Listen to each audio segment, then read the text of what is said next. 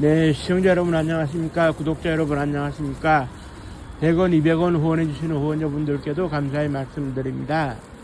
저는 언제나 제 목소리와 내용으로서 품질을 대신한다는 그런 각오로 딱히 이렇게 편집을 하지는 않습니다.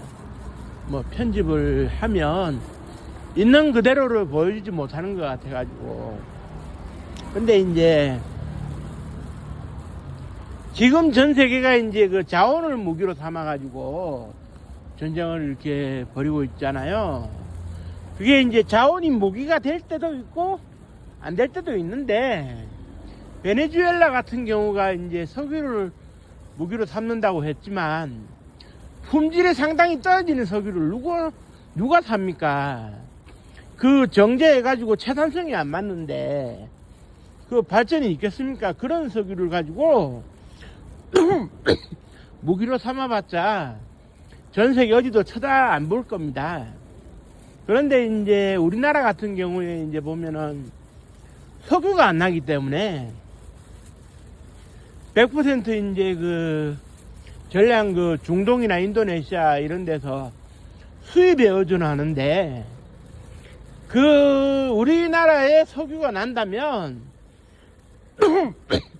지금 잠시 주춤하고 있는 여천의 석유화학단지의 석유화학 산업들이 다시 분발할 가능성도 있겠죠. 지금 현재 전 세계 산유국들이 그렇게 많은 건 아니에요. 그 중에 오페크라 그래가지고 이제 중동 지역에 석유가 나는 나라들이 석유 생산량을 늘리네 줄이네 해가지고 이제 이렇게 가격을 조절하고 있는데, 이게 수많은 퇴적물이 쌓인 화석연료거든요. 화석연료인데 언젠가는 고갈이 되겠지만 아직까지는 자원이 계속 유한정으로 이제 그러니까 이제 수십억 년에 쌓여 있는 퇴적물들이 지하에 묻혀 있는 거기 때문에 이게 한 100년 캔다고 해가지고 그렇게 고갈될 것 같지는 않고요. 우리나라 같은 경우에 이제 영일만 앞바다라든지 울산 앞바다에서 석유가 난다 해가지고 호들갑을 떨었던 적은 있는데, 그때 1976년도인가요? 박근혜 대통령 있던 시절에 청와대 중앙정보부를 통해 가지고 병에 담아 가지고 이제 청와대 공수가 됐어요. 그래서 이제 청와대에서 이제 임시 예의를 개최했을 때 손으로 찍어서 석유 맛을 보는 아이러니, 그 다음에 이제 평생 담배를 피지 않았던 차재철 경호실장이 라이터를 켜서 불을 붙여가지고 이게 불타는 이게 석유다라는 시범을 보인. 그런데 이제 그때 제가 기억나는 것은 석유는 맞아요. 석유가 난다는 자체는 인정이 되는데 채산성이 있느냐, 얼마나 매장이 되어 있느냐, 이게 이제 담보가 안 되니까 허지부지 됐죠. 그 이후에 이제 60년대 말에 에메리 보고서라는 게 있어요. 에메리라는 사람이 작성한 보고서인데, 지금의 이제 우리가 이제 하늘간에 논란이 되고 있는 제7광구 일대의 대륙궁에 석유가 어마어마하게 이제 매장되어 있다. 그 양이 중동의 석유를 넘을 수 있다. 요런 얘기가 있었는데, 이게 이제 1977년도에 그때 이제 김정념 비서실장이 9년 7개월 동안 비서실장을 하고 있던 동안이었어요. 이거를 개발을 해야 된다 해가지고 이제 우리가 개발을 하려고 하니 일본에서 극악하게 반대를 하고, 결국 이제 박정희 대통령이 1977년도 1월 달에 국민들에게 이제 대대적인 기자회견을 하면서 뭐라 그랬느냐, 말썽이 있는 지역으로 표현을 했거든요. 말썽이 있는 지역으로 표현을 해서 좀 어정쩡하게 표현을 했는데 이렇게는 보실 수 있을 것 같아요. 그때 우리가 강경하게 나가니까는 일본이 공동개발을 하자고 했는데 실제로 이제 지하 자원의 경우에는 캐내서 정제를 하고 가공을 해가지고 실제로 팔았을 때 돈이 되느냐의 문제. 소위 이걸 그 전문 용어로 채산성이라 그러는데 채산성이 있느냐의 문제. 이게 아주 중요하거든요. 그런데 지금 현재 7강구는 우리가 들여다보고 있는데 얼마나 매장이 되어 있는지, 채산성이 있는지, MLE 보고서가 정말 확실한지 이게 좀 의문스럽단 말이죠. 그런데 이제 그 대륙붕의 기준이라고 하는 것이 대륙붕이 이어져 있으면은 자국의 영토로 규정 지을 수 있었고 해양 영토로 인정받을 수 있었던 게 그 당시의 해양법이라면, 지금 개정된 해양법이 2002년도인가 발효가 됐는데 그 해양법에 따르면은 제7광구 일대가 일본의 해양 주권으로 인정될 가능성도 있고, 그래서 이제 일본으로서는 급할 게 없다. 그래서 이제 그 당시에 이제 공동개발연한을 50년으로 맞춰놓고 2027년도에 종료가 되도록 되어 있는데 그동안에 파보지는 않았어요. 우리 그 석유공사에서 약간의 시추를 한 거는 있는데 이거 가지고 이제 소위 그 매장량과 채산성을 논하기가 너무 어려웠어요. 그런데 이게 저기 일본으로서도 뭐 대안이 있느냐? 일본은 그 공동개발을 하자 해놓고 80년대 이후 나서지 않는 것은 그런 그 뭐라 그래야 될까요? 그런 그 채산성이 없다. 이런 얘기를 계속 하고 있는데 실제로 채산성이 없어서 이제 일본이 덤벼들질 않는 건지, 협정이 종료되기를 기다렸다가 자기들이 유리한 법대로 해양 주권을 노릴 것인지 그건 알 수가 없어요. 일본 같은 경우에는 머리가 회전이 상당히 빨리 돌아가는 사람들이라 가지고 88 서울올림픽으로 들떠있을 때 일본에는 그 태평양 쪽에 해양 암초 하나를 공사를 하는데 심혈을 기울인 사실이 있습니다. 왜? 그게 이제 인공 암초로서 인정을 받으면 그 일대 그 12LE 수역이 자기네 수역이 될 수가 있거든요. 해양 영토를 늘리는 하나의 방법이 되겠죠. 그런데 저는 이제 어떻게 보느냐면은 이제 우리가 이제 제7광구가 처음에는 참 그 유행했어요. 81년도에 그 가수가 이제 노래를 불렀는데 대충 기억나는 그 제7광구라는 제목의 노래가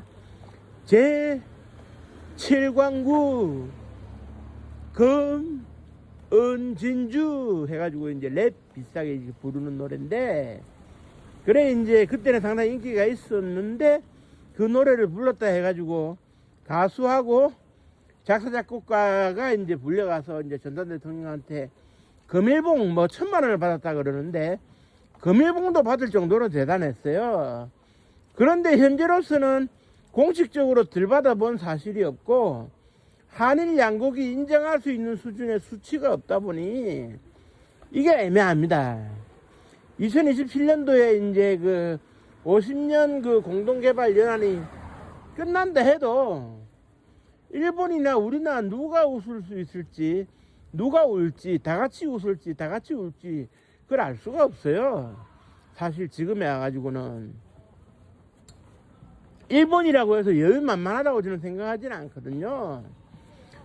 그 일대를 개발하는 것이 이제 그 태평양 진출에 신호탄을 쏘아 올리고 있는 중공과 한국의 입장과 맞물려 가지고 일본이 독자적으로 뭘 하기는 쉽지는 않을 겁니다. 일본이 국제사회를 무시하고 자기네 마음대로 법대로 하자고 하기는 좀 어려운 측면이 있죠. 법의 논리와 힘의 논리가 균형을 이루는 이 세계에서는 무조건 법대로 하자고 하기도 힘들고 무조건 전쟁 한판 하자고 하기도 힘들고, 물론 지하자원과 관련된 전쟁은 수없이 일어나 왔고 지금도 현재 진행 중이라고 볼 수는 있는데 이게 딱히 어느 쪽에 유리하다고 얘기는 못해요. 그래 이제 2027년도가 전문다 해가지고 우리가 큰일 났구나 해서 뭐 호들갑을 떨 일은 아닌 것 같고요. 국제법이 바뀌면 바뀌는 대로 우리가 또 대응을 해 나가면 되는 거 아니겠습니까?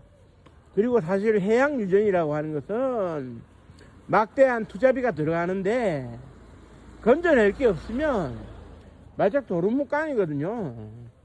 그 칠광구 인근의 중공에서 자기 해역으로 주장하는 쪽에서 이제 그 유전을 파고는 있는데 그게 그렇게 돈이 된다고 그 나온 얘기는 없어요. 중공 같은 경우에는 다식유전, 다랭유전 같은 유전이 있는데 그래도 유전이 있어도 품질도 그 도움이 안 되는 베네수엘라 석유까지 확보해 가지고 이제 자원을 끌어다 쓰고 있거든요. 산업개발을 이제 산업혁명을 하다 보면 자원이 많이 필요하겠죠.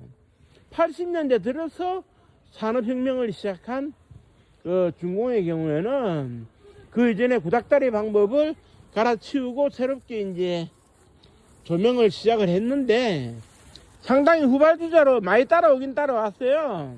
전 세계에 돈을 주고 이제 기술자나 과학자를 스카우트 하기도 하고 또 이제 기술을 훔쳐오기도 하고 해킹하기도 하고 그래도 따라 붙었어요.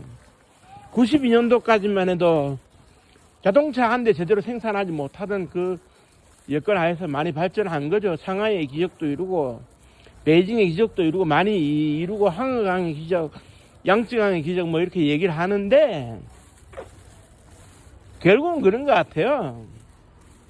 제7강구의 운명이 어떻게 될 거냐? 가만히 놔두면 아무 일이 일어나지 않습니다. 그런데 2027년도가 됐다고 해가지고 협정이 종료가 됐으니까 일본이 나서가지고 우리가 뭘 해보겠다. 그것도 사실 쉽지는 않아요. 그 중동에서 석유를 수입해 오는 비용에 비해 가지고 캔에서 일본이 쓰는 비용이 더 많이 나온다면 당연히 수입하고 말지. 그럼 사람 들여가지고 돈을 들여가지고 그 돈 안 되게 실이 그 최고라고 있겠습니까? 그러니까 이제 은밀하게 뭘 하고 싶어도 사실 공개된 상황에서 뭘 하기는 힘들 것 같고 상당한 이렇게 그 모험이죠. 그것도 지금 우리도 이제 마찬가지예요. 에메리 보고서를 신뢰할 수 있다는 쪽과 신뢰할 수 없다는 쪽으로 나눠주고 있는데요. 결국 제대로 파고 들어간 다음에 따져볼 일입니다. 돈이 되냐 안 되냐를 따져본 다음에 뭐 할 일이거든요. 그리고 이 제7광구의 문제는 한일 간의 이제 그런 그 새로운 시대에 대한 새 정부가 각각 출범한 데 대한 그런 그 공감대 형성의 신호탄이 될 수 있다라는 점에 있어가지고 서로가 서로를 자극시키지 말아야 한다는 측면에 있어가지고 독자적으로 어느 한 나라가 하기는 힘들 겁니다. 그렇기 때문에 제7강구라는 것을 2027년도에 협정이 종료되면 도망가는 건양 겁을 먹을 필요가 없다는 얘기예요. 제7강구는 그대로 있어요. 전 세계 대륙붕이 제7강구만 존재하는 건 아니거든요. 그러니까 이제 북해 대륙붕에서 브렌트유가 생산되는 그런 지역도 있지만 대륙붕인데 지하자원 하나도 존재 안 하는 곳도 많아요.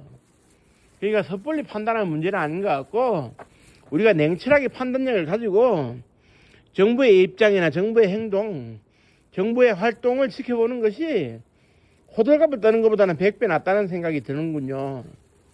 그러니까 제7광구는 어디 도망가지 않으니까 너무 걱정 마시고 제7광구에 대해서 심각성을 가지지는 마시고 마음 편하게 생활하시면 되겠습니다. 네, 오늘도 방송 시청해 주셔서 감사합니다. 고맙습니다.